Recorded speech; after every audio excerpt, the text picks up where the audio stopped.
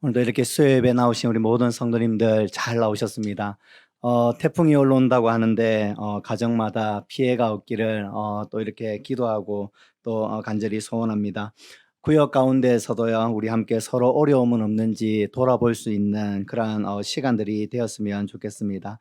오늘 이 태풍이 올라오는데요, 우리 귀한 학생들이 학교가 일찍 마치고 또 학원을 안 간다고 해서 또 나온 친구들도 있습니다. 학교를 안 가는 대신에 예배를 더 소중히 여기는 우리 친구들과 함께 하나님을 예배할 수 있어서 너무 감사함을 드립니다. 우리는 이 질서 있게 행동하는 것을 너무나도 좋아합니다. 우리 사회는 과거와 비교할 수 없을 정도로 참 질서 있게 행동을 하는 그러한 시대를 살아가고 있습니다. 제가 어렸을 때만 해도 극장가나 아니면 놀이공원 이런 데서 새치기 하는 이러한 모습들이 참으로 흔했거든요. 그것으로 인하여서 앞사람과 뒷사람 실랑이가 벌어지기도 했고요. 그러면서 뭐 잠시 화장실 갔다 왔다 이렇게 핑계를 대며 자신들의 일행이 있는 곳으로 가는 것을 우리는 심심치 않게 목격을 많이 했었습니다. 무질서하게 행하게 될 때에 사람들은 분노하게 되고, 또한 이 무질서한 행태를 바라보면서 자신도 그러한 모습에 동참하는 그러한 모습을 보이기도 합니다.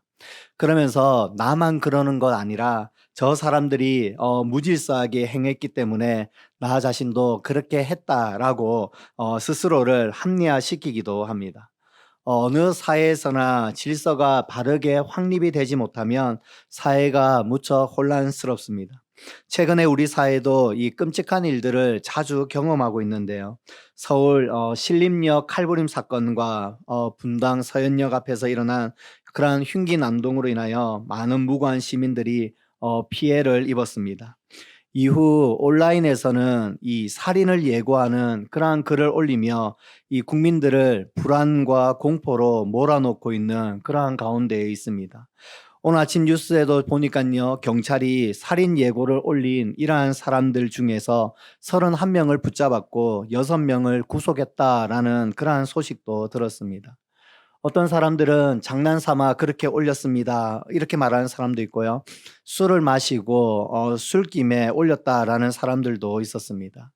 그런데 그렇게 자신은 기분에 따라서 그냥 글을 올렸지만 많은 국민들은 공포와 불안에 떨어야 있고, 그러한 지역을 지나갈 때에는 항상 마음이 조마조마함을 가지고 있었습니다. 뿐만 아니라 정작 이 병력이 치안에 투입되어야 하는 그러한 경찰들의 병력이 낭비되어서 이 국가적으로도 큰 손실이 발생했다라는 뉴스도 듣게 됩니다. 사회가 질서가 무너지게 되면 사람들은 혼란스러워하고 불안해합니다. 그런데 그것이 사회에서뿐만 아니라 교회 안에서도 질서가 없을 때에 많은 혼란이 발생하게 됩니다. 규칙이 없고 질서가 없을 때에 교회는 사람 중심적으로 흘러가며 많은 불평과 불만을 쏟아내는 그러한 통로가 됩니다. 질서가 사라질 때에 하나님의 다스림도 그들은 경험할 수가 없습니다.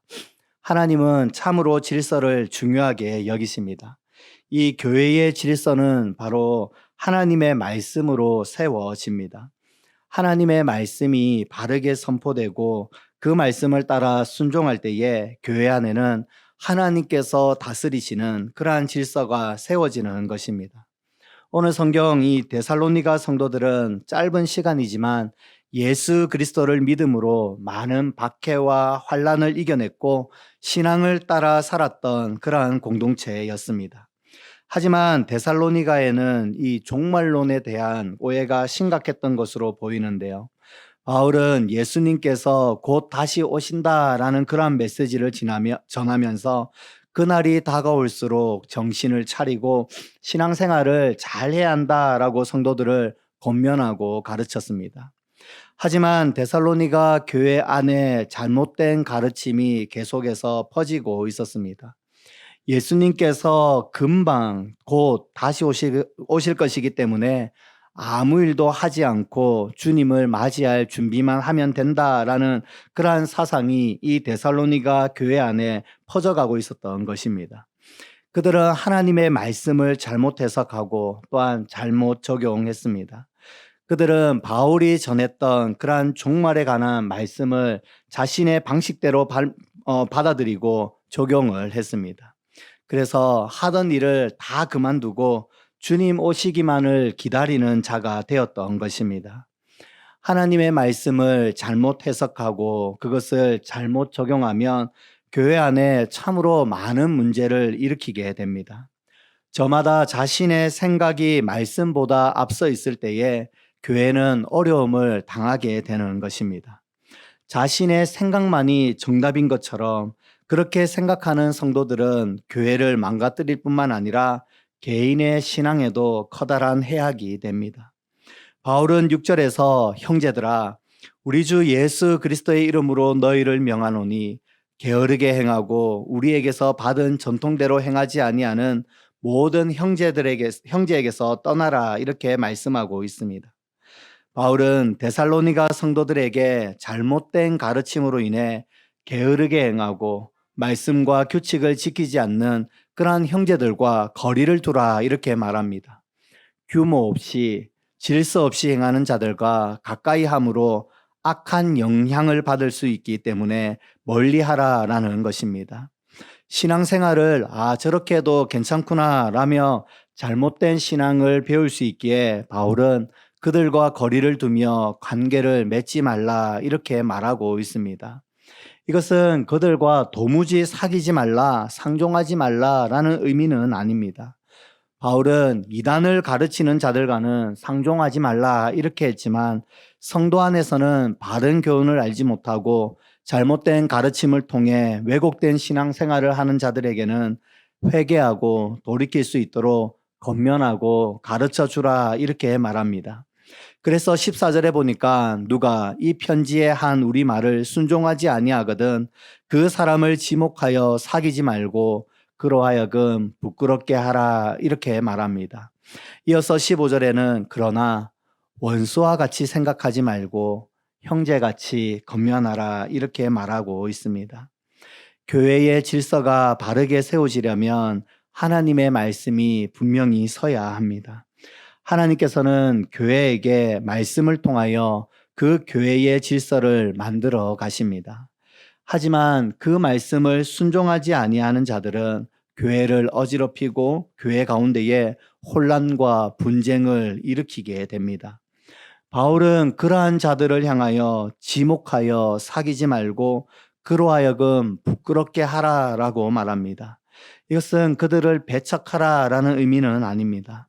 잘못된 가르침으로 그의 삶이 질서가 없고 규모가 없는 그러한 행동을 하게 된다면 가르쳐서 깨닫게 하고 회개하여 공동체 안으로 들어오게 해야 함을 보여주고 있습니다. 원수처럼 생각하지 말고 형제처럼 권면하라라는 것입니다. 이어서 살펴볼 것은 7절에서부터 12절까지는 이 모범을 보이는 바울의 선교 모습을 보여주고 있습니다. 바울 일행은 자신이 원하는 대로 무질서하게 행동하지 않았습니다. 그것은 노동을 통하여 이 데살로니가 성도들에게 피해를 끼치지 않겠다라는 그러한 모습을 보여주는 것입니다. 이것은 바울에게서 이러한 권리가 없었다라는 말이 결코 아닙니다. 바울은 얼마든지 이 데살로니가 성도들이 제공하는 것들을 먹고 누릴 그러한 권리가 있었습니다. 다만 이 복음의 확장을 위해서 그리스도의 영광이 전해지기 위해서 자신의 권리와 그 유익을 내려놓았다 이렇게 밝히고 있습니다. 그렇게 함으로 9절에 너희에게 본을 보여 우리를 본받게 하려 함이라 이렇게 밝히고 있습니다. 바울은 성도들의 본보기가 되었습니다. 말로만 가르치는 것이 아니라 본인이 그렇게 살기로 작정을 했습니다. 권리가 있음에도 복음 전파에 그것이 장애가 될까, 막힘이 있을까 염려가 되어 삭슬 요구하지도 않고 직접 일하며 생계비를 벌었습니다. 바울은 11절에서 한 가지 이야기를 듣게 되었다고 말합니다. 너희 가운데에 게으르게 행하여 도무지 일을 하지 아니하고 일만 만드는 자들이 있다라는 그러한 이야기를 들은 것입니다. 이러한 자들을 향하여 바울은 이렇게 말합니다. 이러한 자들에게 우리가 명하고 주 예수 그리스도 안에서 권하기를 조용히 일하여 자기 양식을 먹으라 라고 말합니다. 교회 안에서 일은 하지 아니하고 양식을 축내며 살아가는 그러한 자들이 데살로니가 교회 안에 있었습니다. 그들은 곧 오실 예수님을 기다린다며 교회 안에서 아무것도 하지 아니하고 먹는 것만 축내면서 살았습니다. 오히려 성실하게 살아가는 성도들에게 간섭하며 분란을 일으키는 그러한 경우가 이 교회 안에 많았던 것입니다. 그들은 조금도 일은 하지 아니하고 주님의 재림을 기다린다라는 것이 믿음이 좋은 것이다라는 것으로 생각했습니다. 오히려 일하러 나가는 것을 믿음이 없는 것으로 여겼습니다. 바울은 13절에서 형제들아 너희는 선을 행하다가 낙심하지 말라 이렇게 권면하고 있습니다. 하나님의 말씀을 따라 살아가며 게으른 자들과 질서 없이 행하는 자들과 일을 만들기만 하고 분란만 일으키는 그러한 자들 사이에서 자신에게 주어진 삶을 살아가며 조용히 일을 하며 양식을 얻는 이러한 선한 일을 하는 자들에게 낙심하지 말라 이렇게 권면합니다. 그들의 모습을 가만히 바라보면서 자신이 신앙적으로 영적으로 너무나도 도태한 것 아닌가, 이것이 뭔가 문제가 있는가 하면서 불안해하지 말라라고 이렇게 말합니다. 우리는 교회에만 오래 있으면 영성이 뛰어나다라고 생각을 하고 교회 안에서 봉사를 하는 것보다 기도를 많이 하고 그렇게 성경을 많이 읽으면 영성이 뛰어나다라고 착각을 하는 경우가 있습니다. 우리 모두 다 함께 이 교회 일을 열심히 하고 있는데 혼자서 가만히 성경을 읽고 골방에 들어가서 기도한다고 생각해 보십시오. 우리 모두 다 그 사람을 보며 영성이 탁월한 자구나. 우리는 이렇게 일을 하고 있지만 저렇게 기도를 하고 있으니 참 영성이 대단하다. 이렇게 생각할 성도가 과연 어디에 있겠습니까? 조용히 자신에게 주어진 일을 하며 낙심하거나 자신의 신앙에 대해 불안해하지 말라 이렇게 바울이 권면하고 있습니다. 이것으로 바울이 데살로니가에 전한 두 번째 편지가 마무리되고 있습니다. 분명 바울은 종말에 일어나게 될 일들에 대해 권면하며 이 종말의 시대를 어떻게 살아야 하는지 가르쳐 주었습니다. 우리는 분명 종말의 시대를 살아가고 있습니다. 주님께서는 다시 오시겠다 말씀을 하셨고 그 시간을 우리는 고대하며 살아가고 있습니다.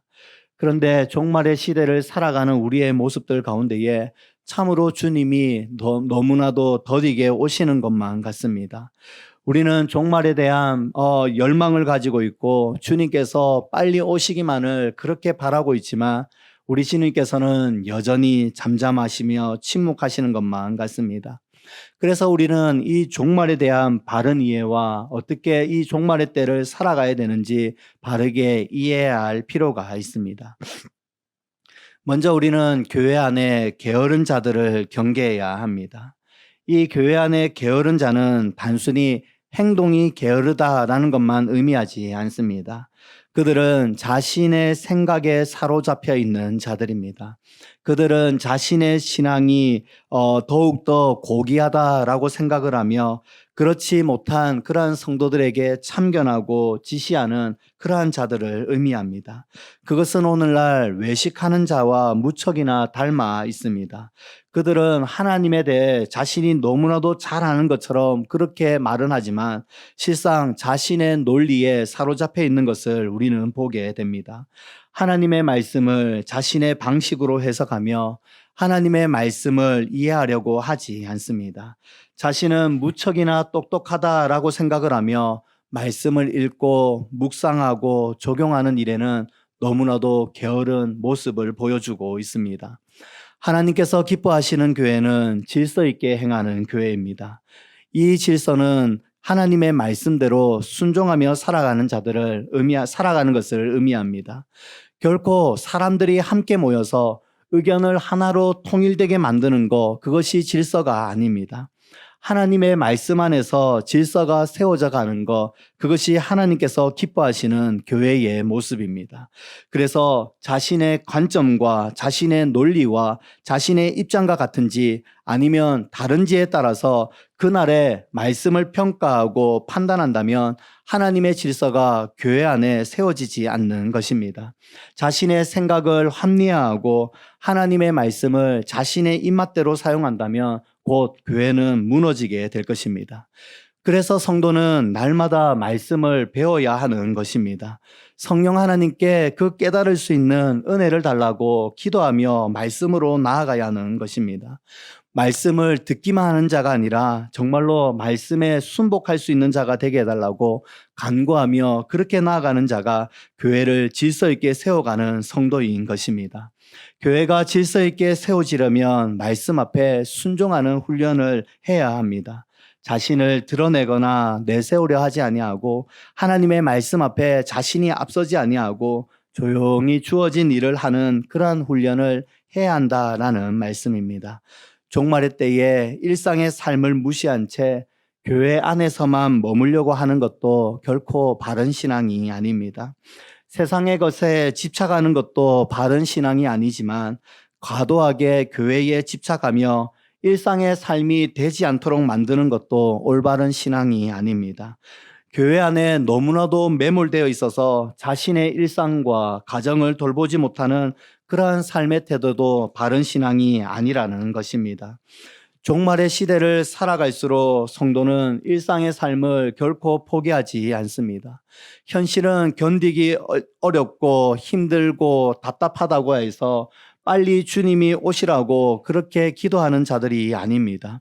우리는 일상 속에서 하나님의 뜻을 발견하며 그 하나님의 인도하심을 따라 순종하며 살아가는 성도들입니다. 일하는 직장 가운데에서 하나님의 인도하심을 경험하는 것이 바로 종말을 살아가는 성도의 모습인 것입니다. 가정에서 하나님께서 베푸시는 그러한 은혜를 바라보며 목도하며 경험하며 살아가는 것이 종말의 시대를 살아가는 그 성도가 누리는 복이라는 사실입니다. 비록 언제 우리 주님께서 다시 오실지 우리 모두는 알 수 없지만 우리는 그 주님이 다시 오실 날을 기대하면서 일상의 삶을 통해 최선을 다해서 살아가는 것입니다. 그것이 하나님께서 우리 성도들에게 원하는 것이며 그것이 교회가 질서 있게 아름답게 세워져 가는 것인 줄 믿습니다. 부산 사랑의 교회가 하나님의 말씀으로 질서 있게 세워지기를 소원하고 우리 모든 성도님들이 하나님의 말씀을 바르게 배우는 일에 게으르지 아니하고 일상의 삶을 성실하게 살아가는 그러한 성도님들 다 될 수 있기를 주님의 이름으로 소원합니다.